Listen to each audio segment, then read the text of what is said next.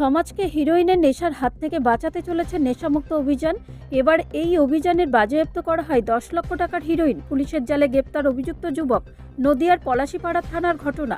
সূত্রের খবর, পলাশীপাড়া থানার এলাকার বিভিন্ন জায়গায় যত দিন যাচ্ছে ততই বাড়ছে অসামাজিক কার্যকলাপ। ঠিক একইভাবে বিভিন্ন নেশায় আসক্ত হচ্ছে যুব সমাজ।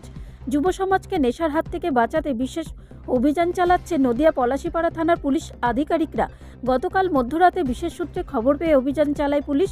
প্রথমে আটক করা হয় এক ব্যক্তিকে, তারপর তার কাছ থেকে বাজেয়াপ্ত করা হয় প্রায় 8 লক্ষ টাকার হিরোইন। মূলত এই ধরনের অসাধু ব্যবসায়ীদের কাছ থেকেই সমাজের আনাচে কানাচে ছড়িয়ে পড়ছে মাদকদ্রব্য, আর তাতেই নেশায় আসক্ত হচ্ছে যুব সমাজ।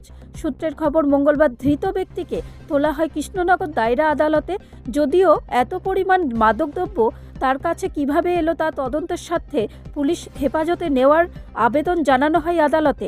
এখন দেখার শুধু পলাশীপাড়া থানা নয়, যুব সমাজকে নেশার হাত থেকে মুক্তি করতে গোটা জেলা জুড়ে কী ব্যবস্থা গ্রহণ করে পুলিশ প্রশাসন। গতকাল রাত্রে আমাদের পলাশীপাড়া পুলিশ টিমের কাছে একটি খবর আসে, একজন ব্যক্তি উত্তরপাড়া বাস স্ট্যান্ডে ওখানে কিছু নার্কোটিক সাবস্ট্যান্স নিয়ে ওয়েট করছে। সেই মোতাবেক আমরা পার্শ্ব করি এবং আমাদের পলাশীপাড়া টিম জায়গাটা ঘিরে ফেলি আমরা, এবং পার্শ্ব করে একজনকে আমরা ডিটেন করি এবং সমস্ত প্রসেস মেনটেন করে তার কাছ থেকে 345 গ্রাম হিরোইন জাতীয় দ্রব্য তার কাছ থেকে উদ্ধার করি এবং সেইগুলো বাজেয়াপ্ত করি। এবং তাকে নাম জিজ্ঞাসা করলে সে জানায় জিয়ারুল শেখ, তার বাড়ি বড়নালদা গ্রামের পূর্ব পাড়াতে।